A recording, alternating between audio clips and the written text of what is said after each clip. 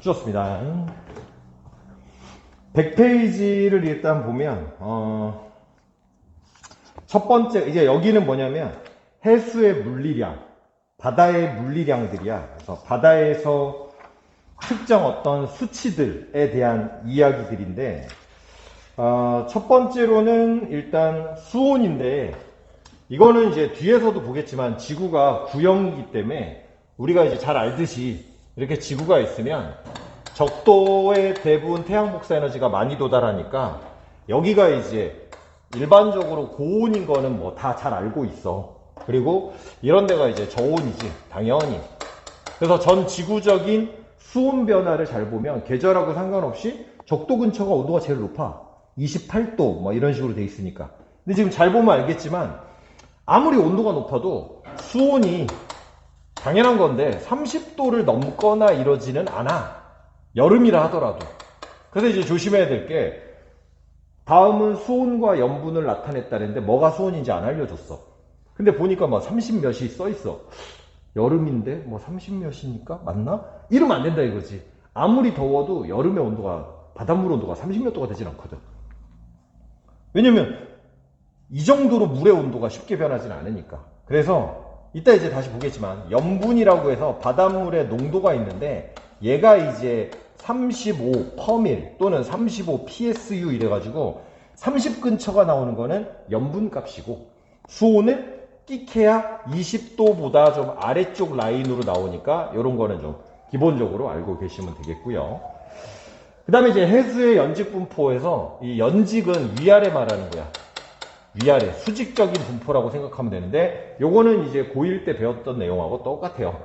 이렇게 해서 배가 떠 있고 태양이 이제 비춘다 이러면 태양빛이 아주 깊숙한 곳까지 도달하지 못하니까 이 아래쪽 깊이 X축을 온도라고 하면 온도가 저 깊은 곳은 태양빛이 도달하지 못하니까 한 5도 근처 5도, 4도가 좀 무거운 물이거든. 그래서 그 정도 온도가 유지되고 가까운 쪽은 태양빛 받아서 온도가 높아지고 그 다음에 그 다음 더들, 그 다음 더들.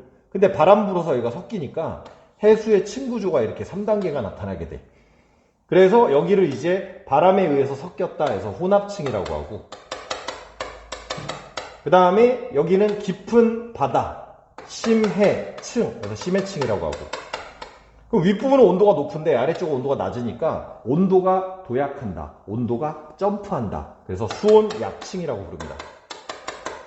그럼 수온약층이 만약에 잘 발달했다, 수온약층이 만약에 잘 발달했다 이러면 이거는 뭘 말하는 거냐면 높이가 아니고 위아래 온도차를 말하는 거야. 그러니까 수온약층이 잘 발달하려면 표층 온도가 높으면 돼. 예를 들어 이렇게 되면 수온약층이 잘 발달하는 거야. 그래서 이걸로 보는 거예요. 수온약층의 발달 정도는 이걸로 보는 게 아니라. 그럼 수온약층은 윗부분이 온도가 높고 아래쪽이 낮으니까 온도 높으면 밀도 작아서 위로 올라가고 온도 낮으면 밑으로 내려오니까 이 수온약층은 안정층이야.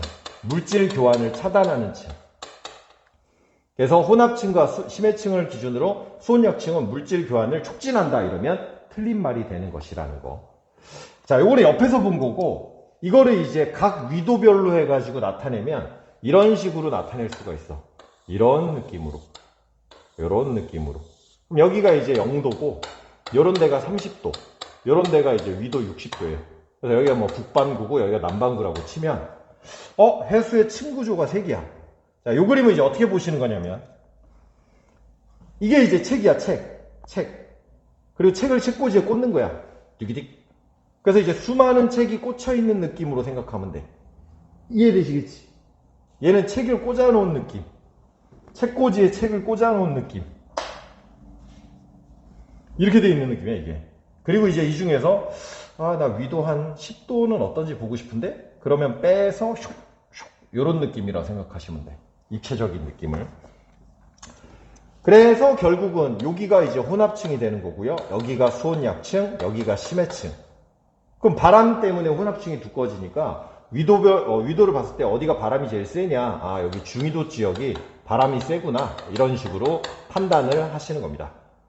기본적인 수온은 지구가 동그랗기 때문에 적도 쪽이 고온이고 아무리 수온이 높아도 30도를 넘어가진 않고 한 지역을 기준으로 수온의 연직 분포를 보면 이런 관계인데, 이걸 만약에 책꽂이에 꽂듯이 각 위도별로 다 확인하면 이런 느낌이 된다. 그 다음에 이제 이게 만약에 같은 지역이다 이러면 이쪽의 온도를 가지고 계절을 알아낼 수가 있어. 여름이다, 겨울이다 이런 식으로. 그 다음에 만약에 계절이 오히려 똑같고 위도가 다른 거다 이러면, 계절이 같고 위도가 다를 때는 저위도, 고위도 이렇게도 알아낼 수가 있게 됩니다. 됐지? 이해됐어? 여기까지? 자, 거기가 지금 이 가운데까지에 있는 수온 얘기야. 수온 끝. 자, 해수의 물리량 중에 수온은 이렇게 되고요. 그 다음에 이제 염분 얘기가 나오는데, 염분이 너네가 중학교 2학년 때 배우고 이제 다시 만나는 거라서 꽤 많이 좀 잊어버린 상태인데, 염분은 지금 중간에 걸쳐 있거든. 요건 내가 100일까지 같이 설명할게. 100페이지에서 100일까지. 자, 일단 염분이라면 뭐냐면 바닷물에 염류가 녹아 있는데, 기준이 해수 1kg에 녹아있는 염류의 그람수야. 녹아있는 염류의 그람수. 그럼 만약에 이제 염분이 35래. 그럼 간단한 산수를 할 수가 있는데, 염분이 35라는 얘기는 해수 1kg에 녹아있는 염류가 35g이라는 얘기지. 근데 해수는 물과 염분을 포함해서 물하고 염류가 섞여 있는 혼합물이거든. 그래서 이제 고3 모의고사에 이제 가끔씩 등장하는 건데, 해수 1kg에 염류가 35g이니까 물 1kg에 35g이야? 이렇게 물어보는데 빼줘야지. 1kg는 둘 더한 거니까. 그러면 1kg에서 35 빼면 965g에, 물 965g에 염류 35g이 있으면 염분이 35가 되는 것이죠. 됐지? 그럼 이 PSU라는 게 뭐냐 이러면, 옛날에는 퍼밀이라고 하던 거예요. 퍼밀. 퍼센트가 아니라 퍼밀. 천분율이라고 하는데, 백분율은 100을 기준으로 하는 건데 얘는 1000을 기준으로 하는 거야. 그래서 원래 이제 천분율로 할 때는 어떻게 쓰냐면, 바닷물을 떠, 그리고 증발시켜. 그럼 남은 양을 측정해. 그래서 천분율, 즉 농도를 구하는 건데, 요즘은 세상이 좋아져서 놀랍게도 물을 증발시키거나 할 필요가 없어. 그냥 기계를 가져간 다음에 바다에다가 갖다 대. 그런 다음에 버튼 누르면 삐빅 하면서 바로 나와, 염분이. 그래서 단위가 바뀐 거야. 실용 염분 단위라고. 실제 써먹을 수 있는 염분 단위라 바뀐 건데, 숫자는 그대로인데 방식만 바뀌면서 이 PSU가 붙게 된 거야. 실용 염분 단위. 그러면 바닷속에 많은 염류들은 뭐냐? 염류가 녹아있는 성분을 염분이라고 하는 거예요. NaCl, 염화나트륨이지. 황산 마그네슘, 탄산 칼슘. 안 외워도 되는데 얘네가 이제 바다에 있는 3대장들이야. 얘가 1등, 얘가 2등, 얘가 3등, 얘가 4등, 얘가 5등, 얘가 6등인데, 결국 바다에는 염화나트륨이 제일 많구나. 염화나트륨이 통째로 합쳐서 얼마 정도 있냐면 77% 있어요. 그래서 염화나트륨이 이제 제일 많고, 이 Cl 같은 경우는 해저 화산 폭발로 만들어져. 해저 화산 폭발로. 나트륨 같은 경우는 육지에서 공급돼서. 그러면 바닷물은 근데 왜 이렇게 짜지? 강물은 안 짠데? 그래서 이제 이렇게 짠 물을 해수라고 하고, 반대로 안 짜면 담수라고 그래. 눈물이 담수일까요? 해수일까요? 먹어보면 아는데, 바다 수준으로 짜야지 해수야. 그러니까 눈물도 담수야. 하늘에서 내리는 빗물 먹어보면 안 짜. 그래서 웬만한 거 다 담수고 바닷물만 해수인데, 왜 바닷물이 이렇게 짜냐 이러면, 수많은 물질들이 강을 흘러서 결국 바다에 모이니까 수많은 여러 퇴적물들이 바다에 모이기 때문에 짠 거예요. 자, 그러면 이제 이해를 하셔야 될 게 뭐가 있냐면, 염분비 일정의 법칙이라는 게 있거든. 염분비 일정의 법칙. 자, 요거는 이제 글자가 뜻인데 조심해야 될 게, 염분을 따질 때는 퍼밀 또는 천분율, 실용 염분 단위야.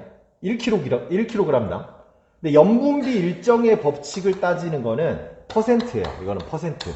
전체 중에 비율이라서. 그래서 A 바다, B 바다. 바다가 이제 두 군데가 있는데, 여기는 염분이 30이야, 30 PSU야. 그럼 바닷물 1kg에 염류가 총 30g 있다는 얘기인데, 얘는 예를 들어 뭐 45 PSU야. 그러면 30짜리 얘는 1kg에 염류가 총 30g이라는 얘기잖아. 1kg에 30g. 얘는 1kg에 45g이라는 얘기야. 그러니까 얘보다 얘가 더 짠 바닷물인데, 사해 같은 경우는 200이야, 200. 그러니까 그냥 가만히 있어도 둥둥 뜨는데, 중요한 거는 이렇게 염류의 총 비율이 늘어나도 염분들끼리의 비율은 일정해. 염분들끼리의. 그러니까 여기에 있는 이온이 예를 들어서 Na 플러스가 있고 Cl 마이너스가 있다 이러면 Na 플러스랑 Cl 마이너스가 여기서 차지하는 비율, 예를 들어 얘가 30%고 얘가 40%라고 치잖아. 그러면 이제 이 바다에서도 여기 30%, 40%라는 얘기야. 되셨어요? 그러니까 이거는 약간 뭐랑 느낌이 비슷하냐면, 이게 고도야. 쭉 해서 위로 올라가게 되면 당연히 기압은 기체의 양이니까 중력 때문에 점점점 감소하게 돼. 이렇게. 하지만 이 곳에서도 질소랑 산소는 4대1로 존재해. 약 4대1로. 여기로 올라가도 4대1이야. 그러니까 여기서는 예를 들어 질소가 4000개, 산소가 1000개라면 여기는 400개, 100개야. 전체 양은 줄어드는 게 맞는데 비율은 유지된다 이거지. 그럼 비율이 왜 유지되냐? 계속 혼합되기 때문에. 계속 섞이니까. 바다는 끊임없이 혼합되기 때문에 여기에 많이 녹아 있어도 계속 섞이고, 여기 더 많이 녹아 있어도 계속 섞이니까 걔네들끼리의 비율은 일정하다 이렇게 보시면 돼요. 그러면 이제 이런 걸 가지고 계산을 할 수가 있어.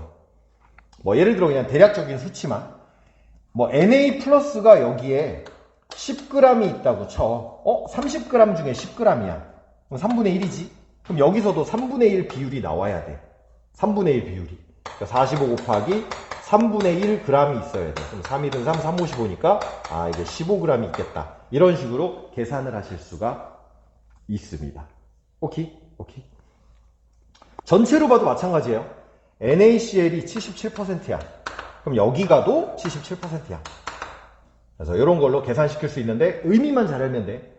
바다가 바뀐다 하더라도 염분들끼리의 비율은 일정하다. 나 A바다에 5% 있어. 그럼 여기도 5% 있는 거야. 그 녀석은. 그러면 계산할 수가 있게 되는 것이지. 자, 그러면 실제로 넘겨놓고 이제 설명을 드릴게요. 자, 그럼 염분이 이제 왜 바뀌냐? 염분이 바뀌는 이유는 쉽게 말해 바다가 왜 짜지냐? 바다가 왜 싱거워지냐? 이 얘기인데, 바다가 짜지고 싱거워지는 거, 국이 짜지고 싱거워지는 거랑 같은 이유야. 국이 왜 짜냐? 소금 많이 넣었으니까. 국이 왜 싱겁냐? 물 많이 넣었으니까. 근데 우리가 따지는 바다에서 염분은 물의 영향만 받아. 물의 영향만. 왜 염류의 영향을 안 받냐 이러면, 전 지구적인 역사를 뒤집어 봐도 소금의 양이 갑자기 늘어나거나 이러진 않아. 진짜 70억 인구가 맘먹고 맛소금 들고 하나 둘 셋 하고 뿌리지 않는 이상은 염분은 그대로 유지돼. 그래서 염분의 양을 결정하는 건 물의 양이니까 잘 생각해 보면 돼. 어떻게 하면 물이 줄어들거나 많아질까인데, 대표적으로 증발량과 강수량이 있어. 그러면 증발량과 강수량을 잘 생각하시면, 예를 들어 이게 더 크다고 쳐. 증발이 더 많이 일어나고 강수가 안 일어나니까 물이 부족해지지.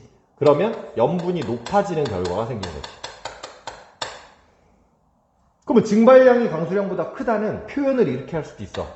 증 빼기 강이 0보다 크다, 이런 식으로 표현할 수도 있어. 그래서 이렇게 물을 수도 있고 이렇게 물을 수도 있는데, 결국 핵심은 뭐냐면 물 많아졌냐 물 적어졌냐, 그것만 생각할 수 있으면 돼.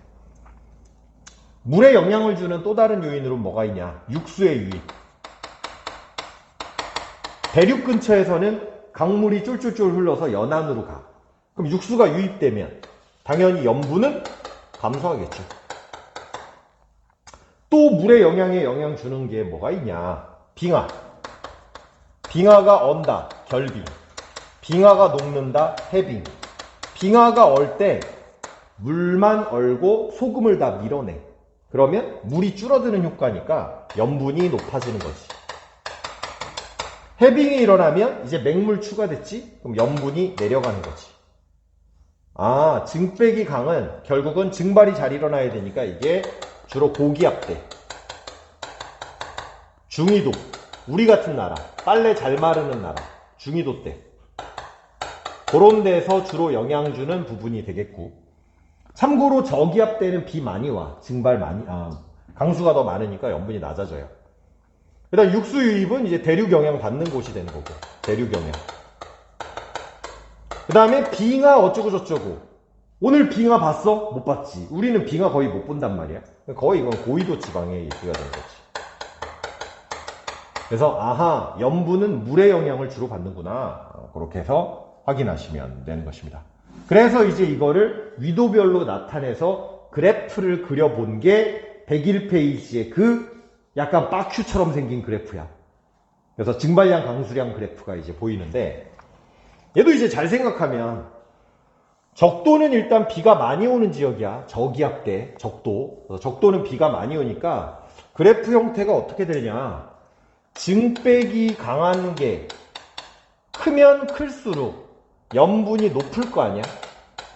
그러면 증백이 강한 게 각 위도별로 그래프가 어떻게 될 거냐 이러면, 적도는 비가 많이 오니까 증백이 강한 게 0보다 작거든. 그러니까 얘가 이제 이런 느낌이 되는 거예요. 이런 느낌. 증백이 강한 게. 그러면 염분이 대충 얘를 따라가는 거야. 이렇게. 염분이. 됐을까? 됐을까? 이해됐을까? 이해됐을까? 그렇습니다. 자, 그 다음에 이제 중요한 게 하나 있어요. 전 세계 표층 염분분포에서 이제 지도가 있는데, 요거 좀 조심하셔야 됩니다. 요거. 자, 이렇게 이제 지도가 있으면 염분을 나타내는 등치선이 나오는데, 등치선은 수치가 같은 걸 선으로 연결했다 이 뜻이야. 등온선, 등압선, 등고선, 염분선, 등밀도선, 수없이 많은 게 있는데, 자 보세요. 예를 들어 이런 식으로 돼 있어. 이런 식으로. 이게 원형으로 이렇게 막 그려져 있어. 이렇게. 그러면 숫자를 원래 보고 풀어야 되지만 숫자를 안 줄 때가 있어. 그럼 숫자 안 주잖아? 그럼 이렇게 돼 있으면 요 가운데 있는 동그라미 보이지? 얘가 염분이 제일 높은 거야. 동그라미가 염분이 가장 높아요. 왜냐? 연안 근처에서는 육수 유입이 있으니까 염분이 내려가거든. 그럼 거기서 멀잖아. 그래서 멀잖아. 그래서 보통 이렇게 동그라미가 있는 선, 이런 것들은 염분이 높은 거야. 수치가 없어도. 근데 조심할 건, 이런 동그라미가 이게 대륙 근처에 있을 때가 있어. 그럼 그때는 얘가 염분이 높은 게 아닐 수도 있어. 확인을 해야 돼. 먼 바다에 있는 거는 염분이 높아. 자, 여러분 숫자 확인해 보세요. 태평양에 보니까 35짜리 보이지? 대서양 쪽에 보니까 거기 서경 120도에 36짜리 보이지? 바다에서 이렇게 동그랗게 표현된 데는 염분이 좀 높구나. 그거를 읽어주실 수 있으면 돼. 그 다음에 태평양하고 대서양을 비교했을 때 염분이 어디가 높은가도 볼 수가 있어. 어디가 더 염분이 높지? 태평양, 대서양? 어디가 더 높은 것 같아? 태평양과 대서양? 태평양? 태평양? 자, 여기를 잘 보면 태평양은 뭐 35, 35, 35, 36인데 대서양은 37도 있고 이렇거든. 오케이. 그러니까 염분이 대서양이 더 높아요. 평균적으로. 그럼 왜 그러냐? 태평양에 뭔가 물 유입이 더 있다는 얘기인데, 태평양에 왜 물 유입이 많냐? 두 가지 이유인데, 태평양 근처에 지금 대륙들이 좀 많아. 그리고 편서풍이라는 바람을 생각하면, 아직 편서풍을 안 했지만, 편서풍이라는 바람을 생각하면 이런 데서 증발된 수증기 같은 애들이 이렇게 이동해서 여기 떨어져. 그래서 태평양은 염분이 좀 더 낮은 편이야. 됐죠?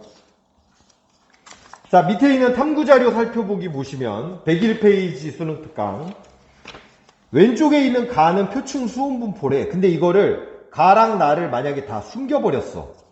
지금 거기는 수온 분포, 염분 분포를 다 알려줬는데, 그냥 가에다가 그래프 두 개 띡 2월, 8월, 나에다가 그래프 띡 2월, 8월 이렇게 만약에 주잖아? 그러면 수온하고 염분을 고를 줄 알아야 돼. 가를 보면 뭐 12도, 숫자가 12, 10, 26 이렇게 있는데 날을 보니까 30몇이야. 아무리 여름이어도 수온이 30몇 도가 될 수는 없어. 그러니까 왼쪽에 있는 게 당연히 수온이야. 자, 가를 지금 보면 대서양의 수온이 태평양보다 비교적 여름에는 높은데 겨울에는 낮아. 대서양이란다. 미쳤다. 황해바다인데. 황해바다, 서해바다는 대륙의 영향이 크기 때문에 땅 영향으로 온도가 잘 올라가고 잘 내려가. 그래서 겨울에는 온도가 많이 내려가. 그리고 여름에는 온도가 많이 올라가. 그래서 연교차가 큽니다. 이런 거 이제 자료 해석하시면 되고. 자, 염분 분포를 보면 황해가 염분이 좀 더 낮은 편이야. 우리나라가 서고동저 지형이라 서쪽이 높고 동쪽이 낮으니까. 잠깐만, 내가 지금 맞게 말하고 있나? 서고동저 지형하고 상관이 없지. 서고동저란다. 미쳤네. 동고서저지. 태백산맥 동쪽에 있네. 동고서저 지형이니까 우리나라에서 물들이 서쪽으로 많이 가고, 그 다음 서쪽에 이제 중국 쪽에서 유입되는 물들이 있으니까 염분이 더 낮을 수 있다. 이렇게 보시면 돼요. 오케이. 자, 그런 거 봐주시면 돼. 넘어갈게. 자, 그럼 이제 102페이지로 가면 세 번째 물리량. 자, 첫 번째가 수온이었고, 두 번째 염분, 세 번째가 밀도야. 그러면 이제 해수의 밀도에 영향 주는 요인은 뭐가 있냐 이러면 무거운 정도니까 수온이 낮으면 밀도가 큽니다. 차가우면 밑으로 내려가니까. 찬 플룸 아래로 내려가는 거. 그 다음에 염분이 높으면 밀도가 큰 거야. 소금물이 맹물보다 더 무겁고 이런 거 생각하면 돼. 그래서 이 두 가지만 생각하면 되는데 추가적으로 수압이 높으면 밀도가 크거든. 그럼 수압이 높다는 얘기는 뭐냐면 깊이. 수심이 깊어도 밀도가 커. 근데 요거는 그렇게 주인공은 아닌데 판단할 때 도움될 때가 있으니까 메인으로는 두 개를 기억하시되 요거도 좀 알고 있으시면 되겠어요. 그러면 수온이 낮고 염분이 높을수록 밀도가 크니까 이거를 그래프에다가 나타낼 수가 있어. 그래서 이제 TS도라고 하는 그래프가 나타나는데 T가 바로 뭐냐면 수온이야. S가 뭐냐면 염분이에요. 수온이 낮을수록 염분이 크잖아. 밀도가 크잖아. 그러니까 내려갈수록 밀도가 크지. 염분이 높을수록 밀도가 크지. 그럼 이쪽으로 갈수록 밀도가 커지니까 결국 밀도는 일로 갈수록 커지는 거야. 이렇게. 그래서 보통은 밀도선이 이런 식으로 그려져요. 이런 식으로. 그러면 이쪽 방향으로 갈수록 밀도가 커지는 거야. 됐지, 여기까지? 그러면 이제 아까 했던 거를 여기다 한번 엎어볼게. 이렇게 해서 해수의 층상 구조를 여기다 이제 표시해 볼 수가 있거든. 혼합층, 수온약층, 심해층. 그래서 혼합층은 수온 변화가 별로 없고, 수온약층은 수온 변화가 심하고, 그 다음에 심해층 수온 변화가 별로 없어. 근데 아래쪽으로 내려갈수록 일반적으로 밀도는 커지니까 얘는 내려가면서 밀도가 계속 커진다라는 걸 생각하면서 얘를 대충 이제 그래프에 옮겨보도록 할게요. 혼합층의 이 표면 온도를 기준으로 뭐 적당한 표면 온도에서 시작해서 예를 들어 여기서부터 이제 혼합층이 시작된다 쳐봐. 0m. 여기. 해수면의 높이 0부터. 그러면 수온이 내려가면 안 되지. 혼합층은 수온이 일정하니까 내려가면 안 돼. 그럼 얘는 왼쪽 오른쪽으로만 움직여야 되는데 힘내! 하나 힘내. 왼쪽 오른쪽으로 움직여야 되는데 아래쪽으로 내려갈수록 일반적으로 밀도가 커진단 말이야. 그럼 아래쪽으로 갈수록 밀도가 커지는데 밀도 커지려면 이쪽으로 가야 돼. 아래쪽으로 가면 밀도가 커지는데 이쪽으로 가야 되는데 수온이 변하면 안 되니까 약간 0m 이쪽에 놓을게. 약간 요런 느낌으로 움직이면 혼합층이 되는 거야. 밀도 커졌지? 짠, 짠, 짠, 짠 이렇게 가니까. 이게 이제 혼합층 느낌. 물론 절대적으로 이렇다는 게 아니라 표준적인 느낌은. 수온약층. 수온이 내려가야 돼. 그럼 얘가 밑으로 내려가야 되는데 보통 내려가더라도 밀도가 커지는 편이니까 내려가는데 밀도가 커져야 되니까 뭐 약간 이런 느낌. 절대적인 건 아니야. 일단 느낌을 잡아보는 거야.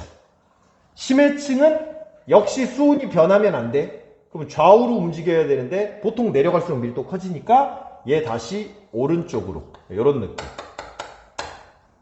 그럼 심해층에서 밀도 변화는 이렇게 따지는 거야. 수온약층 밀도 변화 이렇게 따지는 거고. 됐나요? 됐나요? 결국 얘야.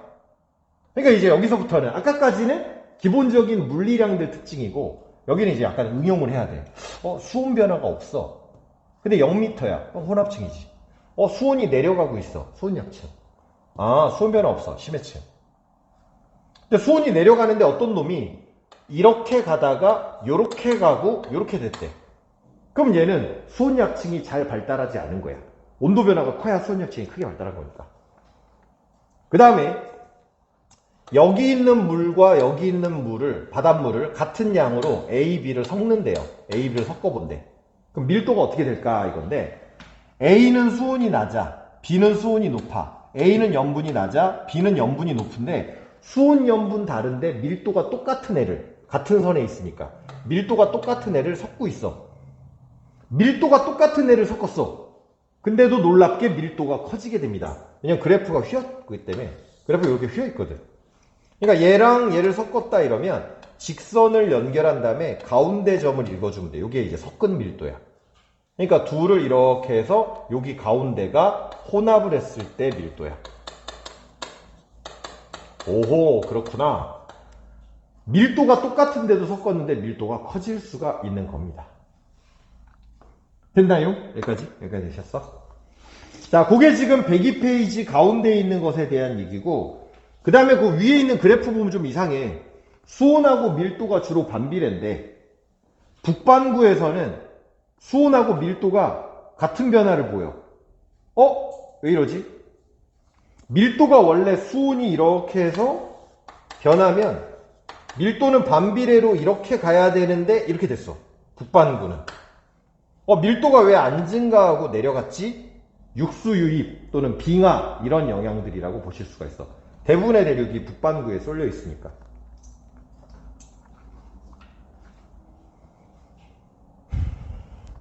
됐죠? 자, 그 다음에 요 옆에 있는 그래프까지 하면 이제 그쪽 얘기는 거의 마무리가 되는데, 얘를 이제 밀도 그래프로 다시 그리잖아?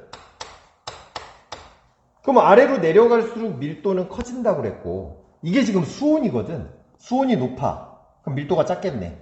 수온이 낮아. 그럼 밀도가 커. 수온이 낮아지고 있으니까 밀도는 커질 거야. 그래서 이걸 밀도 그래프로 바꾸면 약간 이렇게 돼요. 이렇게. 여기 밀도 그래프.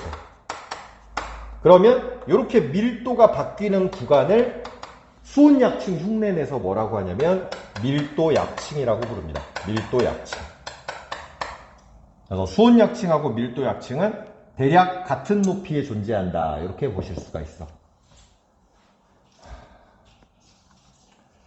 자, 그렇습니다. 그 다음에 102페이지 이제 마지막 얘기는 용존산소랑 용존 이산화탄소인데, 얘는 그래프만 좀 분석하시면 될 것 같아요.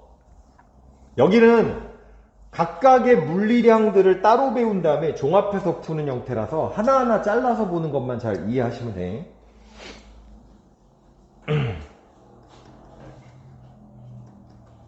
자, 이것도 그냥 그려놓고 할게. 자, 힘을 내쉬고. 자, 여기는 용존 산소량이야. 이중 그래프니까 조심하셔야 돼. 단위가 밀리리터 퍼 리터. 해수 1리터에 용존 산소가 얼마나 녹냐 이건데, 밑에가 이산화탄소야. 용존 이산화탄소.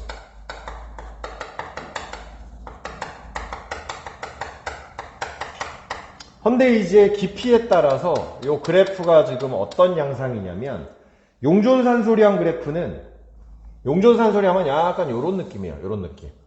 자, 여기 이제 산소야. 산소. 근데 안 알려줘도 이제 찾아야 되는, 어떻게 찾을 수 있냐면, 표면에서 제일 많은 게 산소야. 광합성 때문에 산소가 만들어지고, 그 다음에 기체들의 유입으로 인해 가지고 혼합으로 산소가 만들어지고. 한나 힘내고. 어떻게 졸려. 어떻게. 좀 끊기가 애매해. 좀만 더 하고. 그 다음에 이제 이산화탄소는 요런 식인데, 잘 보세요. 여기 이산화탄소야. 이렇게만 보면, 산소가 여기 많아. 근데 이제 많이 줄어들었어. 그 다음에 여기서 다시 산소가 많아졌어. 여기 산소가 갑자기 왜 많아졌지? 요거는 심층수가 이제 산소를 운반시켜서 그래. 어떻게, 한나 너무 졸려. 한나 졸려. 힘을 내. 돌아와. 여기 아직 좀 끊을 수가 없어. 이게 구성상 좀만 더 하면 끊을 수 있어. 좀만 더 하면 끊을 수 있어. 라고 일단 사기를 친 다음에. 야, 여기 산소가 많은 거는 광합성에서야. 광합성. 그 다음에 외부에서 산소가 공급되는 거야. 바람 불어가지고 섞여서. 그 다음에 여기서 지금 산소가 많은 거는 심층수가 산소를 공급하는 거예요. 산소를. 근데 요거는 뒤에 가서 조금 더 하면 되고, 중요한 건 잘 봐. 산소의 변화량하고 이산화탄소의 변화량 중에 뭐가 더 크지? 산소의 변화량. 지금 표면에서 요 깊은 곳까지 산소 변화량과 이산화탄소의 변화량 중 누가 더 큰가요? 그래, 잘 낚였어. 내가 일부러 낚시를 했어. 자, 요거는 누구라도 낚일 수가 있는 게, 산소는 변화가 막 이렇게 되잖아. 근데 이산화탄소 이렇게 되니까 이거 같거든? 근데 숫자를 잘 봐야 돼. 산소의 숫자가 어떻게 붙어 있냐면 1, 2, 3, 4, 5로 붙어 있어. 근데 이산화탄소는 44부터 52까지 붙어 있어서 스케일이 달라. 스케일이. 산소는 한 4 정도 바뀌었다 이러면 이산화탄소는 6 이상 바뀐 거예요. 6 이상. 그래서 결국 X축이 지금 이중축이기 때문에, 야, 산소는 얼마야? 위에 거 읽고, 이산화탄소는 이산화탄소 1 이렇게 읽으면 안 되고 밑으로 내려가서 여기로 읽어줘야 돼. 알겠죠? 그래서 이게 이제 약간 페이크가 되겠습니다. 그래프만 딱 봤을 때는 이산화탄소가 별로 안 변하고 산소가 많이 변하는 게 맞는데 X축 스케일이 달라. 그 다음에 이제 이것만 봐도, 와, 산소 엄청 많이 녹았네? 어우, 이산화탄소 병신이네. 내가 산소 많이 녹은 게 아니라 이산화탄소가 많이 녹았어. 51. 아니, 5 정도.